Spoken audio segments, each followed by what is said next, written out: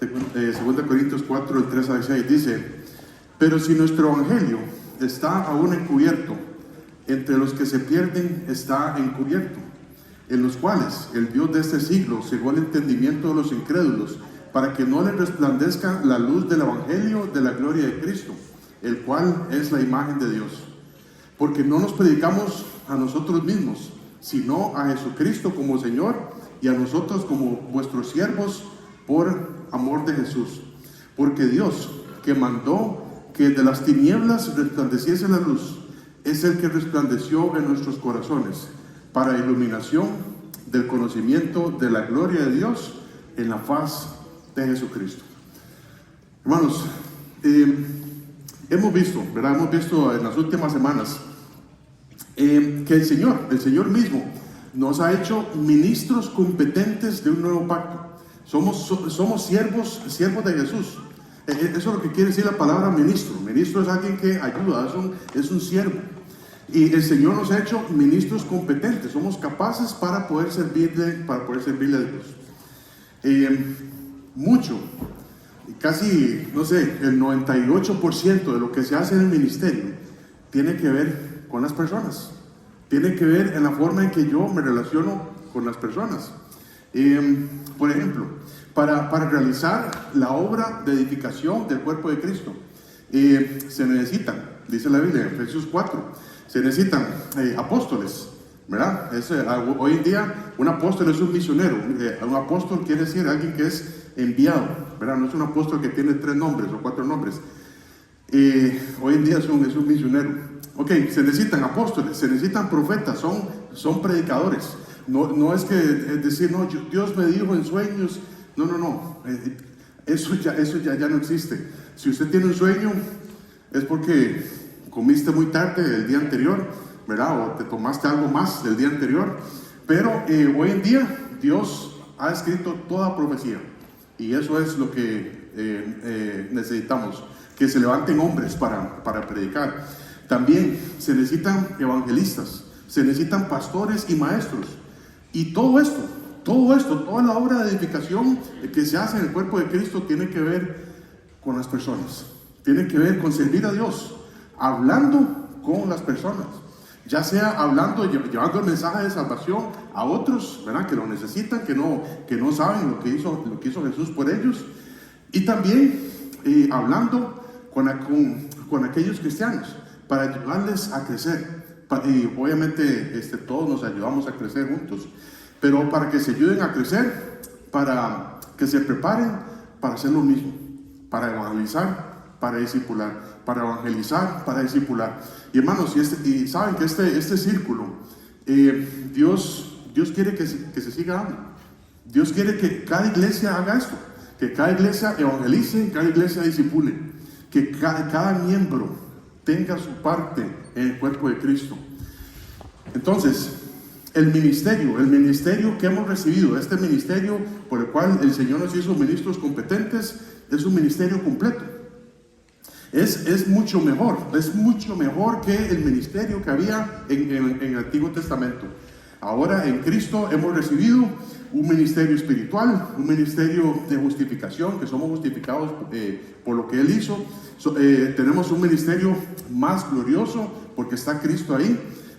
Tenemos un ministerio de libertad, un ministerio de franqueza, pues vamos a ser francos y honestos, y un ministerio de transformación a la imagen de Cristo. Hermanos, es un ministerio completo. Si usted quiere meterse en las obras, Dios quiere que cada uno de nosotros participemos en la obra del ministerio. Y es un ministerio completo. Dios no se equivoca en lo que nos dio. Y vimos antes los versículos del 1 al 2. 2 Corintios 4, 1 al 2 dice: por lo cual, teniendo nosotros este ministerio según la misericordia que hemos recibido, ¿verdad? Esta misericordia de Dios es Dios no, lo que merecíamos nosotros era estar pagando nuestro pecado en el infierno, pero en Cristo nos da su misericordia. Y ahora dice el versículo 1 también, según la misericordia que hemos recibido, no desmayamos. Como cristianos vamos a sentirnos desmayados, vamos a sentirnos desanimados muchas veces. Pero si pensamos en el ministerio que Dios nos ha dado, es algo completo, es algo maravilloso. Y entonces, por lo cual vimos el domingo pasado que nuestro comportamiento tiene que ser diferente. Todo lo que yo haga tiene que ser diferente. En primer lugar, yo tengo que renunciar a lo oculto. Yo tengo que renunciar a lo oculto. Esas cosas que solamente yo sé que yo hago y que nadie las ve. Yo tengo que renunciar a eso. Yo tengo que renunciar también a lo vergonzoso. Que yo no permita vergüenza en mi vida. Vimos como en Éxodo, ¿verdad? Dice que Moisés baja, ¿verdad?, del monte y le dice a Aarón: usted ha permitido la vergüenza para los enemigos. Hermanos, somos nosotros quienes permitimos la vergüenza en nuestras vidas. Luego también no debemos de andar con astucia, ¿verdad? No como Chapulín Colorado, ¿verdad? Tenemos que dejar de hacer aquello que yo estoy tramando en mi mente para salirme con la mía. Esa es la astucia, También no debemos de adulterar la palabra de Dios. Tenemos que llevar el mensaje de Dios tal y como Él quiere. Y para eso tenemos un manual de 66 libros que no tenemos dónde perdernos ahí. Y haciendo todo esto, vamos a recomendarnos a otros cristianos. Yo pienso que en este momento muchos de nosotros no podríamos decir: vea, haga lo que yo hago. Haga lo que yo hago para vencer la tentación. Haga lo que yo hago para poder servir. No. Muchas veces la Biblia dice esto, pero no haga como lo que yo hago. Porque sabemos que está mal. Entonces, si nosotros tenemos un buen comportamiento en el ministerio, el resultado va a ser que hasta podamos recomendar a otros hacer lo que yo estoy haciendo. Esta semana que pasó, empezaste a renunciar a lo oculto, empezaste a renunciar a esas cosas que usted sabe que no se hacen. No hay que darle carta de preaviso al pecado, hermanos. Y dimos esta ilustración, ¿verdad? De que cuando uno va a renunciar a un trabajo, uno tiene que dar una carta de preaviso. Tiene que hacer mínimo 15 días de preaviso. Yo me voy en 15 días, pero con el pecado muchas veces estamos haciendo lo mismo, dándole una carta de preaviso. Y se vea pecado, le doy una carta de preaviso. De aquí a 15 días yo dejo hacer eso, pero siempre lo sigo haciendo. Y luego dentro de 15 días le vuelvo a dar otra carta de preaviso. Así somos muchas veces. Tenemos que renunciar ya. Tenemos que renunciar ya a lo oculto y vergonzoso y ponernos las pilas en el ministerio. ¿Por qué? Porque hay mucho que hacer. Dios quiere que cada uno de nosotros seamos sus siervos. Si usted es cristiano, si te has arrepentido de tus pecados y has puesto tu fe en lo que Cristo ha hecho por nosotros, que murió por nuestros pecados, y todavía estás respirando, Dios quiere que seamos sus siervos. Dios quiere que le sirvamos aquí en esta tierra, y no hay tiempo que perder. Hermanos, la gente se está yendo al infierno. Hay muchos cristianos que no saben qué hacer, y Dios nos ha puesto en este lugar para que seamos luz, y no lo hacemos.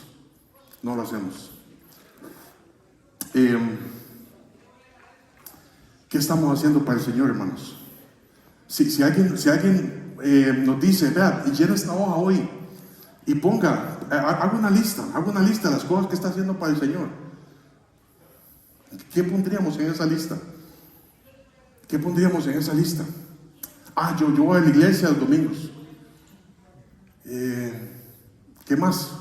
¿Qué sigue, hermanos? Cada uno de nosotros sabe lo que está haciendo y lo que tiene que hacer. Y es mucho lo que tenemos que hacer. Cuando nos metemos a hacer algo para el Señor,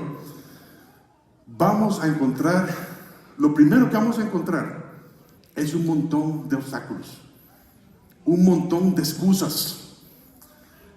La primera excusa que yo encuentro en mi vida para no hacer algo para Dios soy yo. Yo soy el primer obstáculo para no servir al Señor. Por ejemplo, cuando siempre trato de dar este ejemplo, pero ojalá que el Señor nos hable esta mañana. Pero, por ejemplo, hay un grupo de evangelismo, ¿verdad? Este sábado que viene vamos a seguir, ¿verdad? Como es de nuestra tradición, de hace como un par de años atrás, de salir cada 15 días a evangelizar, como cristianos, como hermanos. Y si el Señor te está diciendo, usted tiene que ir, usted tiene libre el sábado. Yo sé que hay muchas situaciones, ¿verdad? Hay muchos hermanos que trabajan los sábados o no sé, lo que sea. Pero si usted tiene libre y usted puede ir el sábado con nosotros, usted dice, no, es que viera que yo tengo miedo de ir, yo no sé hablar, no sé qué decir. O si no, bueno, es que no, yo tengo que lavar, yo tengo que planchar, yo tengo que preparar el almuerzo. Hermanos, tenemos muchas excusas. Y el pastor de nosotros decía, cada uno de los cristianos tiene por lo menos 2 excusas que se parecen a los sobacos, ¿verdad? Que se parecen a las axilas. Y todas las excusas huelen mal, ¿verdad? Entonces, hermanos, yo soy el primero en poner excusas, y siempre tenemos varias excusas. ¿Aló? Muy bien, entonces, vamos a... ¿Qué pasó? Gracias.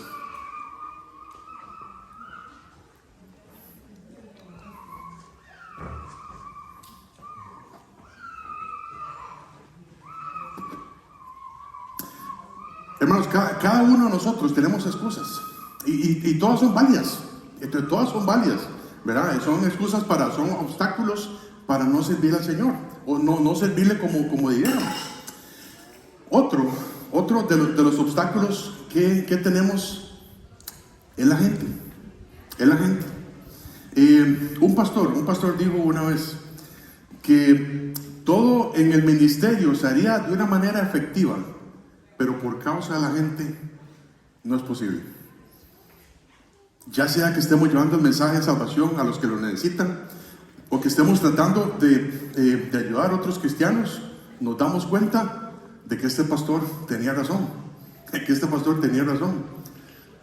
Todos somos seres humanos, ¿verdad? Y cada vez de que 2 o más seres humanos se empiezan a relacionar, vamos a tener problemas. Por eso no debemos de desmayar, porque no le estamos sirviendo a la gente, estamos sirviendo a Dios, trabajando con la gente. Estamos sirviendo a Dios trabajando con la gente. Eso es muy diferente a servir a la gente. Estamos sirviendo a Dios trabajando con la gente, trabajando con ellos.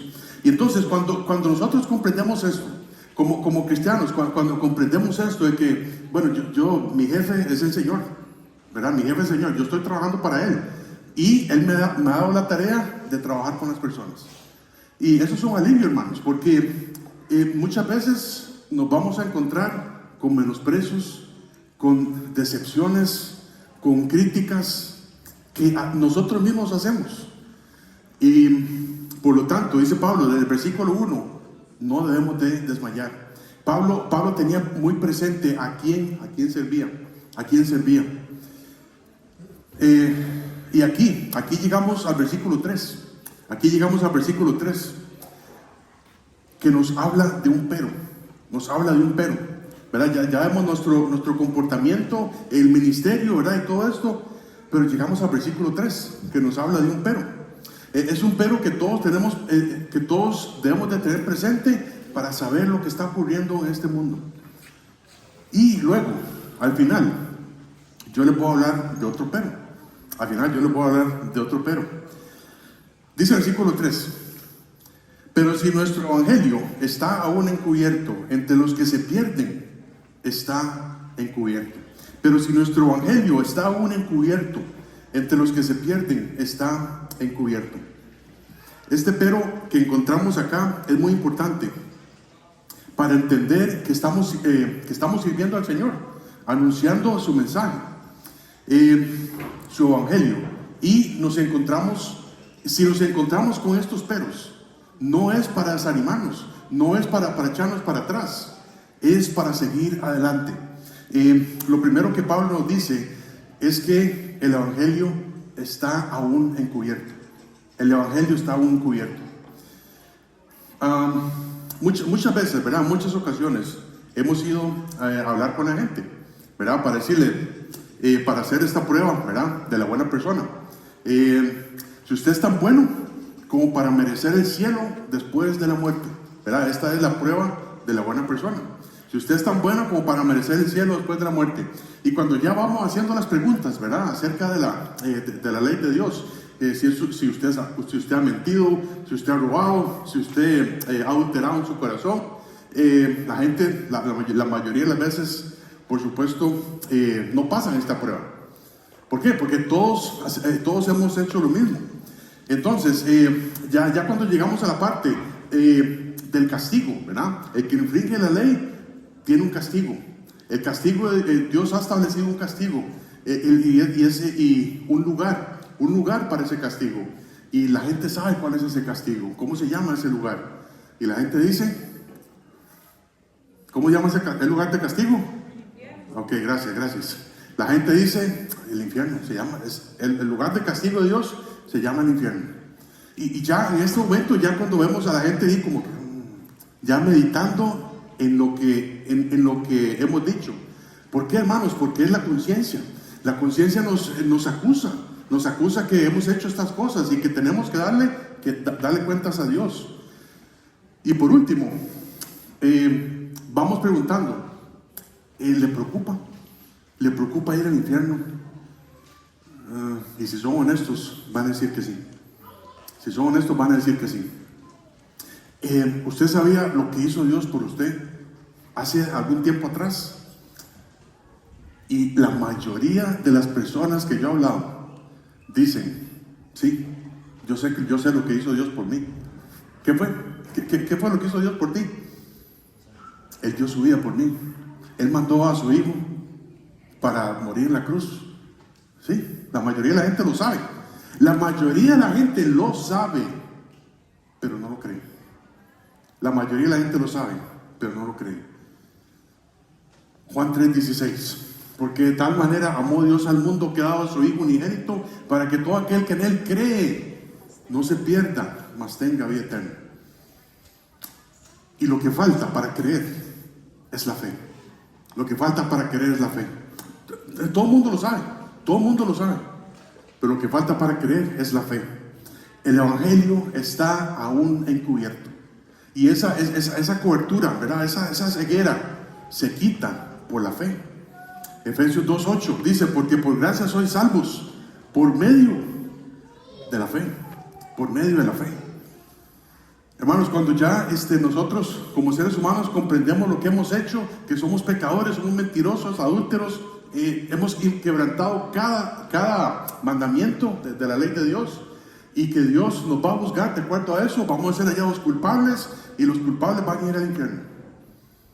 Pero Dios ha prometido una salida para eso, y es en su Hijo Jesucristo.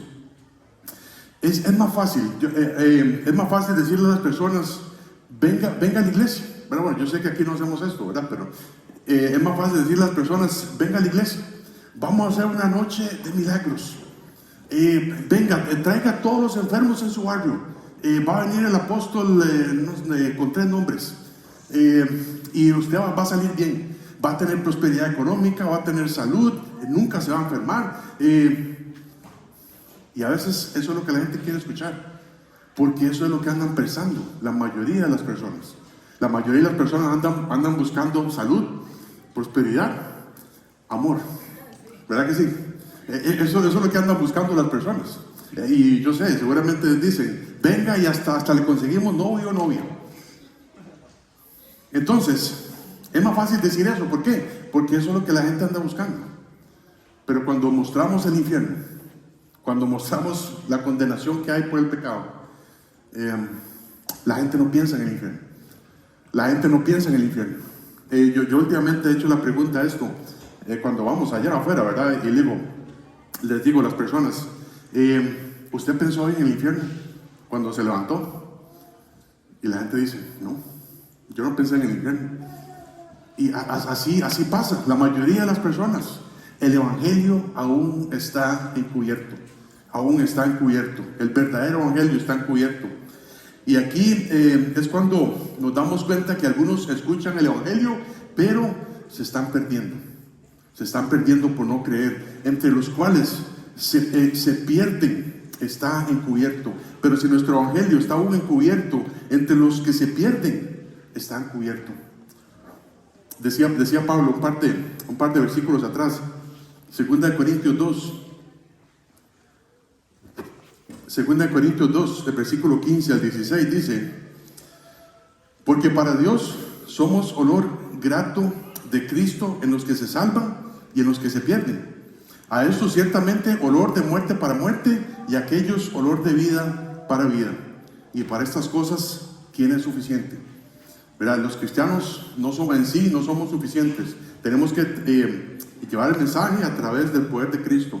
Pero aquí tenemos que notar la conjugación del verbo, ¿verdad? Dice Pablo, entre los que se pierden. Entre los que se pierden, no dice entre los que ya se perdieron. El verbo que se muestra aquí está en modo presente continuo. Son las personas que están perdiéndose. Que están perdiéndose. Como dijo el Señor en Lucas 19:10. Porque el Hijo del Hombre no vino para buscar y salvar lo que se había... Perdón, el Hijo del Hombre vino a buscar y salvar lo que se había perdido. Cristo no vino, hermanos, Cristo no vino para que nuestras vidas ahora sean más cómodas. Dios se hizo hombre y vino para salvarnos porque estábamos perdidos. Estábamos condenados al infierno. Dios no quiere que ninguno perezca, sino que todos procedan al arrepentimiento. Él quiere que cada uno, ¿verdad?, sepa lo que ha hecho y que ponga su fe en Cristo Jesús. Que Él derramó su vida, derramó su sangre para morir por nuestros pecados. Y ya no tienes que estar perdido. Ya eres ahora hallado en Cristo. Ahora eres salvo por su gracia. Y es un regalo de Dios. Un pasaje muy famoso, ¿verdad?, que acabamos de ver. Juan 3:16. Porque de tal manera amó Dios al mundo que ha dado su Hijo unigénito para que todo aquel que en él cree no se pierda, mas tenga vida eterna. Pero los dos versículos que siguen a ese, dice Juan 3:17 y 18. Porque no envió Dios a su Hijo al mundo para condenar al mundo, sino para que el mundo sea salvo por él. Y en el que en él cree, ¿verdad?, en Cristo, el que en él cree no es condenado. Pero el que no cree ya ha sido condenado, porque no ha creído en el nombre del unigénito Hijo de Dios. Y aquí la palabra cree se menciona 4 veces. Hermano, esta es la palabra clave para entender el evangelio. Creer que Jesucristo ha hecho la obra por mí. Cuando la persona escucha, ¿verdad?, el evangelio, y que a pesar de que somos pecadores, Cristo murió por nosotros. Y si alguien no cree en esto, dice la Biblia que ya ha sido condenado. Ya ha sido condenado, porque no ha creído en el unigénito Hijo de Dios. Y prefiere creer en las obras o en las cosas que él puede llegar a hacer o ella puede llegar a hacer para ser una mejor persona. Para que cuando llegue al cielo, Dios ponga las buenas obras aquí, las malas por allá y que ojalá pase el examen. Hermano, eso es lo que piensa la mayoría de las personas. El evangelio todavía está encubierto. Muchos creen en el cielo, ¿verdad? Muchos creen en el cielo, en el más allá, y que hay un paraíso y todo esto. Pero la gente no quiere creer en el infierno. Cuando Jesús estuvo aquí en esta tierra, Él habló 10 veces más del infierno que del cielo, porque Dios no quiere que nadie vaya ahí. Dios no hizo el infierno para los seres humanos. Dios hizo el infierno para el diablo y sus demonios, pero va a condenar, o cada uno se condena a sí mismo y va a ese lugar por no creer en Jesucristo. Y dice el versículo 4: en los que se pierden, el Dios de este siglo cegó el entendimiento de los incrédulos, para que no les resplandezca la luz del Evangelio de la gloria de Cristo, el cual es la imagen de Dios. En los que se pierden, el Dios de este siglo cegó el entendimiento de los incrédulos. Hermanos, nosotros los cristianos sabemos que tenemos una lucha espiritual, una batalla espiritual. Y esta lucha, esta batalla espiritual no se ve. Esta batalla espiritual no se ve. Ni siquiera nos damos cuenta de la magnitud de lo que ocurre. Dice Efesios 6:12, porque no tenemos lucha contra sangre y carne, sino contra principados, contra potestades, contra los gobernadores de las tinieblas de este siglo, contra huestes espirituales de maldad en las regiones celestes. No solo tenemos una lucha con nuestra carne y el mundo, tenemos una lucha intensa contra el diablo y sus demonios. Y por lo tanto, nosotros como cristianos debemos de estar preparados para eso. Nosotros tenemos que estar armados para poder defendernos de los ataques del enemigo. Y por supuesto, hacemos frente a esto estando en comunión con el Señor, estando en comunión con su palabra, con su Espíritu Santo, porque separados de Él, nada podemos hacer.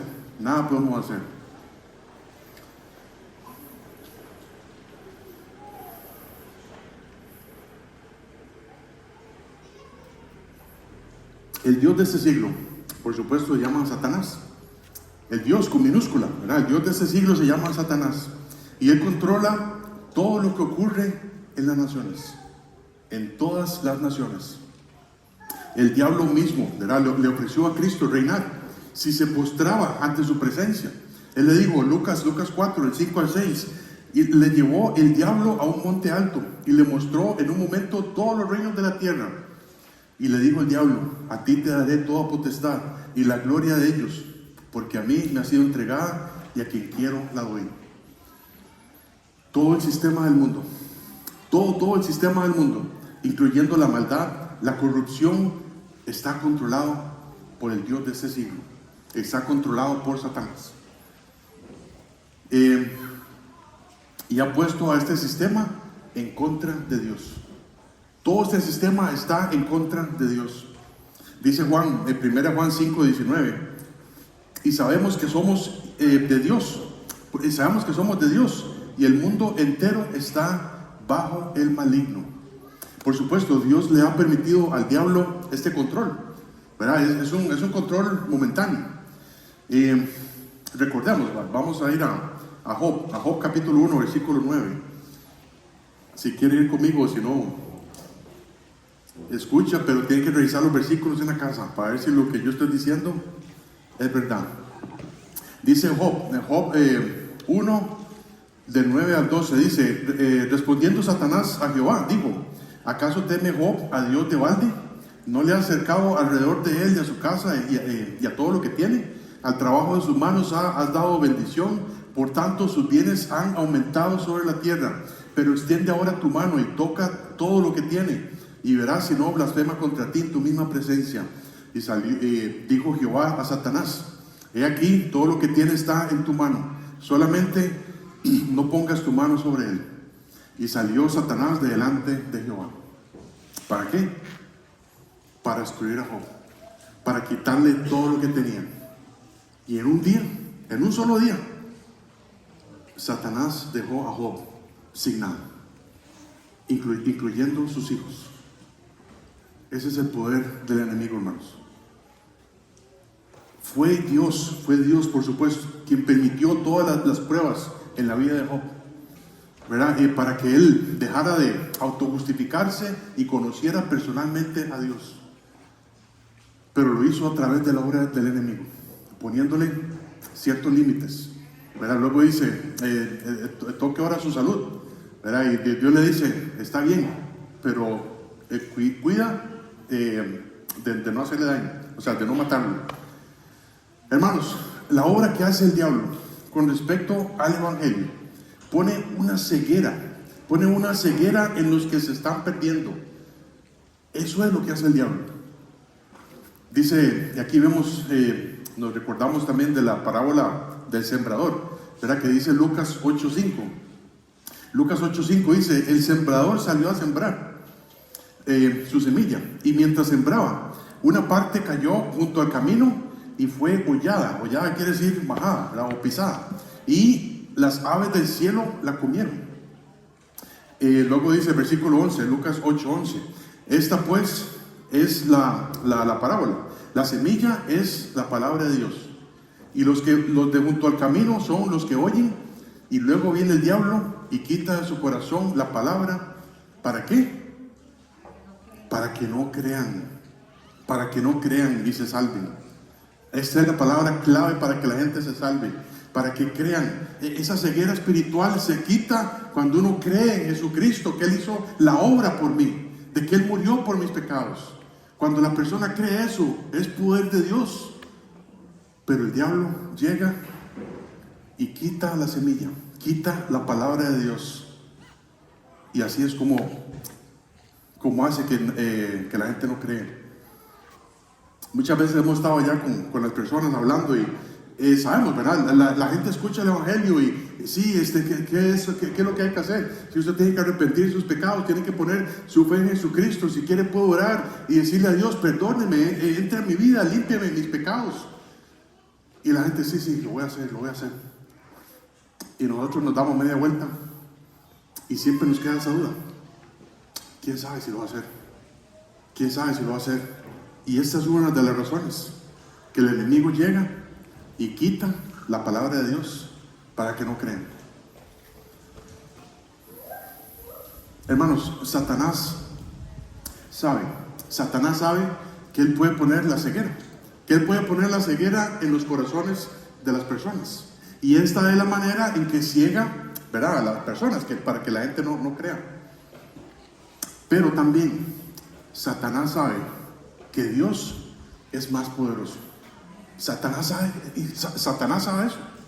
Satanás sabe que Dios es más poderoso. Satanás sabe que hay poder en la palabra de Dios, hermanos.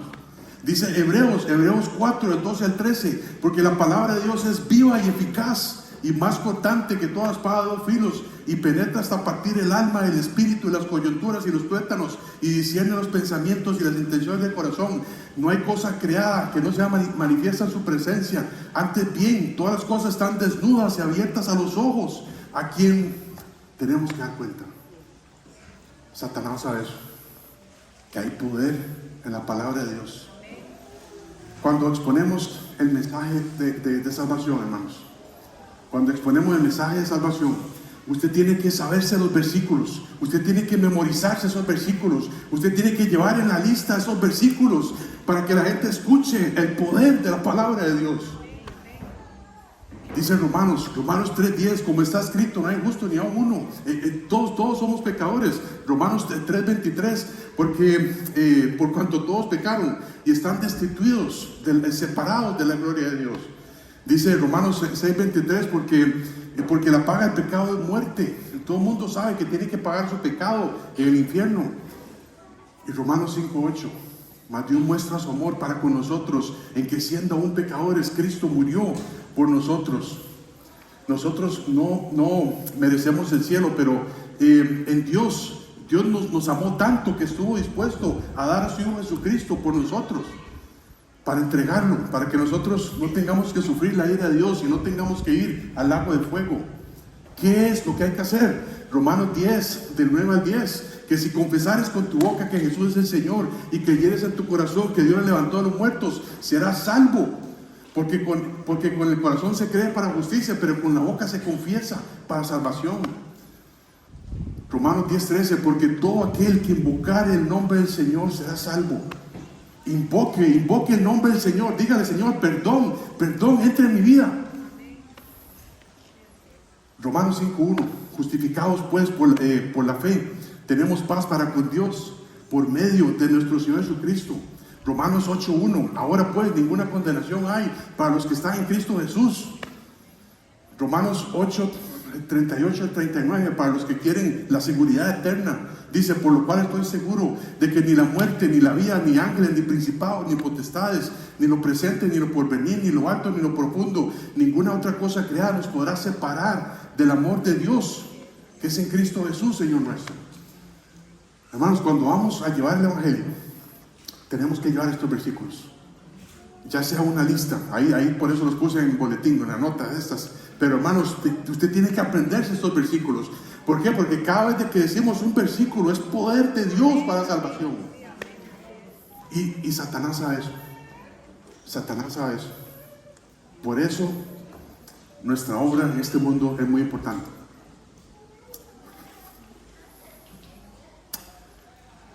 Todo esto lo sabe Satanás.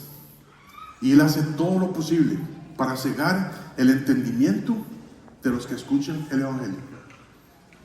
Y sobre todo, lo que hace esto para que no le resplandezca la luz de la gloria de Dios en los corazones de las personas. ¿Quién es la luz de Dios, hermanos? ¿Quién es la luz de Dios? ¿Quién es la luz de Dios? ¿Quién es? Jesús. Es Jesús la luz de Dios. Y debemos de anunciar a Cristo. Debemos ir siendo iguales a Cristo. Por eso Dios dice que nosotros tenemos que ir siendo transformados a la imagen de su Hijo, para que vean esa luz, Dice Juan 8:12, otra vez Jesús les habló diciendo: yo soy la luz del mundo. Yo soy la luz del mundo. Y dice: el que me sigue no andará en tinieblas, sino que tendrá la luz de la vida. Versículo 5 dice: porque no nos predicamos a nosotros mismos, sino a Jesucristo como Señor, y a nosotros como vuestros siervos por amor de Jesús. Nuestra predicación no es para nosotros mismos, no es para encerrarnos ahí y hacer un cuarto de predicación y nunca llevar el mensaje de salvación a otras personas. Si hacemos esto, estaríamos totalmente equivocados. Nosotros, cada miembro del cuerpo de Cristo, cada cristiano, somos ministros competentes de un nuevo pacto, y debemos irnos preparando para ser predicadores de la luz de Dios, predicadores de la luz de Cristo. Dice la Biblia en Pedro que todos somos participantes de la naturaleza divina. Tenemos una sola misión, que es de edificar el cuerpo de Cristo. Y esto lo hacemos a través del evangelismo y discipulado. Y todo lo que hacemos nosotros, hermanos, todo lo que hacemos nosotros no es para nosotros mismos. Nosotros no estudiamos la Biblia para nosotros mismos, es para otros. Nosotros comprendemos lo que Dios ha hecho por nosotros y es para otros. Todo es para otros. Estamos sirviéndole a Dios y trabajando con la gente. Por eso debemos de insistir, debemos siempre, mientras estemos vivos, mientras estemos respirando, mientras podamos hablar, tenemos que salir para hablar con las personas. Es incómodo, sí, es incómodo. Me cuesta decir algo, sí, me cuesta decir algo, pero tenemos que reflejar la luz de Cristo, hermanos, la luz de Cristo, porque se están perdiendo, están yendo al infierno. Dice Romanos 1:16, porque no me avergüenzo del Evangelio, porque es poder de Dios, no es poder mío, es poder de Dios para salvación a todo aquel que cree. A todo aquel que cree. Esta es la palabra clave. De todo aquel que cree en el Evangelio, al judío primeramente y también al griego. Cuando exponemos el Evangelio, que la palabra Evangelio quiere decir las buenas nuevas de Cristo. Cuando exponemos el Evangelio, debemos de confiar en el poder de Dios. Cuando estamos discipulando, cuando estamos ayudando a otros hermanos a crecer, debemos de confiar en el poder de Dios. ¿Verdad? Nosotros no somos quienes para convencer a las personas para que hagan una oración, no somos quienes para convencer a otros que se salven, no. Esta obra lo hace el Espíritu Santo, lo hace la palabra de Dios. Y también cuando estamos ayudando a otros cristianos a crecer para que hagan lo mismo, también debemos de confiar en el poder de Dios. No debemos de confiar es que mis palabras son mejores que las del otro. No. Es poder de Dios, es poder de Dios. Por eso tenemos que seguir predicando a Cristo. Dice el versículo 6, dice, porque Dios que mandó que de las tinieblas resplandeciese la luz, es el que resplandeció en nuestros corazones para iluminación del conocimiento de la gloria de Dios en la faz de Jesucristo. Otra vez, dice, porque Dios que mandó que de las tinieblas resplandeciese la luz, es el que resplandeció en nuestros corazones para iluminación del conocimiento de la gloria de Dios que es en la faz de Jesucristo. Los primeros 3 versículos de su Biblia, de Génesis capítulo 1. Le dijo Dios, dice el versículo 3, dijo Dios, sea la luz. ¿Y qué? Y fue la luz. Sea la luz y fue la luz. Y no fue un bombillito, ¿verdad? Sea la luz y fue la luz. El universo estaba en tinieblas. Todo el universo estaba en tinieblas, en una oscuridad total. Dios mandó un diluvio universal y todo el universo fue inundado en agua para parar el orgullo, para parar esa rebelión que Lucero y millones de ángeles habían puesto de acuerdo para quitar a Dios de su trono. Y Dios dice, hasta aquí. Inundó todo el universo. Y dice la Biblia que la tierra estaba desordenada y vacía,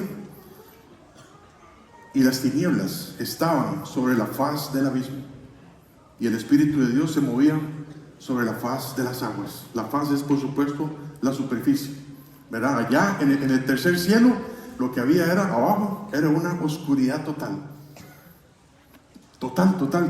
una oscuridad total.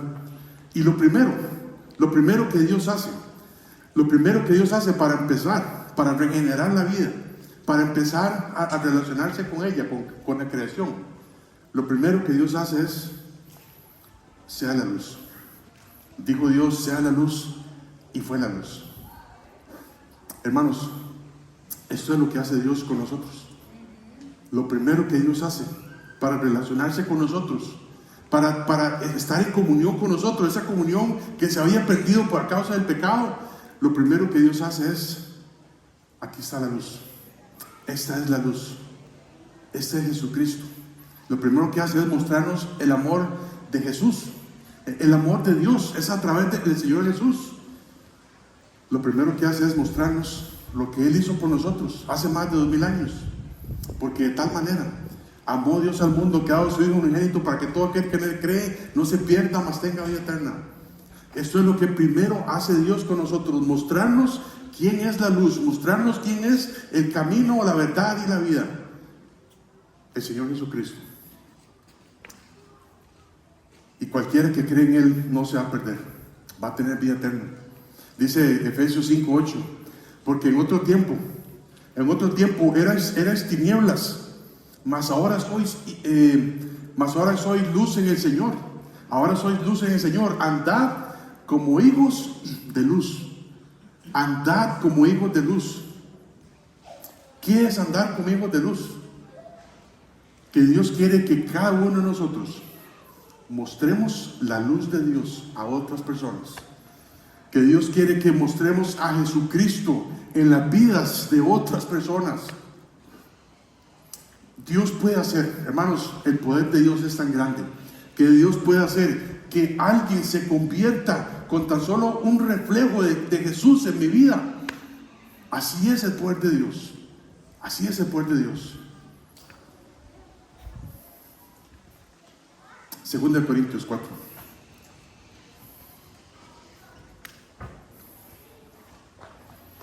Pero si nuestro evangelio está aún encubierto, entre los que se pierden está encubierto, en los cuales el Dios de este siglo cegó el entendimiento de los incrédulos para que no les resplandezca la luz del evangelio de la gloria de Cristo, el cual es la imagen de Dios. Porque no nos predicamos a nosotros mismos, sino a Jesucristo como Señor, y a nosotros como vuestros siervos por amor de Jesús. Porque Dios, que mandó que de las tinieblas resplandeciese la luz, es el que resplandeció en nuestros corazones para iluminación del conocimiento de la gloria de Dios en la faz de Jesucristo. Y comenzando con el versículo 3, hay un pero, sí, hay un pero, es un pero muy grande, es un pero muy grande, que el Dios de este siglo ha encubierto el Evangelio. El Dios de este siglo está cegando a las personas para que no crean el Evangelio. Y por lo tanto, debemos de meternos en esta batalla y dice la Biblia que tenemos que armarnos de toda la armadura de Dios. Pero, el otro pero que yo les conté que les iba a decir, el otro pero, y es un pero, yo pienso que más grande que este. El otro pero, no es este perro, ¿verdad? El otro pero es que Dios quiere que seamos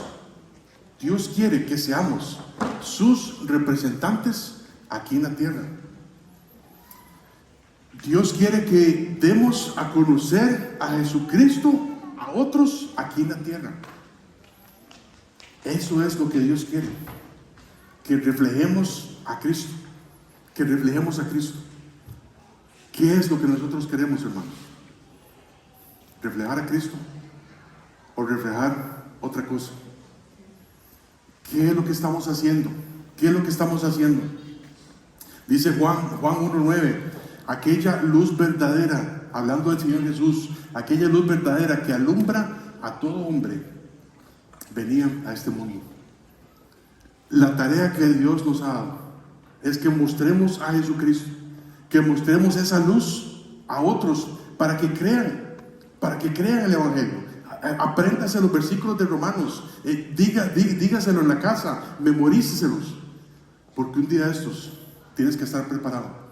Hoy mismo tenemos que estar preparados para reflejar esa luz de Cristo a otros, porque se están perdiendo, están yendo al infierno. Y hay otro pero. Este pero es que cuando Cristo venga por nosotros, sabemos que este es el próximo evento en el calendario de Dios, que Cristo venga por nosotros para arrebatar la iglesia, ¿verdad? Para llevarnos al cielo, para darnos un cuerpo glorificado, para que estemos con el Señor siempre. Pero hay un tribunal de Cristo, donde cada cristiano tiene que dar cuentas por lo que hizo o por lo que no hizo. ¿Cuál va a ser tu pero? El Señor nos dice, yo lo puse a usted en ese lugar, yo lo puse a usted en ese país, en esa ubicación, ahí donde a usted no le gustaba, pero no importa, yo lo puse ahí. ¿Cuál va a ser tu pero? Para decir, pero Señor, es que yo... No hay excusa, hermano, no hay excusa que valga delante del Señor. Tenemos que poner las pilas, tenemos que reflejar a Jesucristo como sea posible, hermanos. Vamos a orar.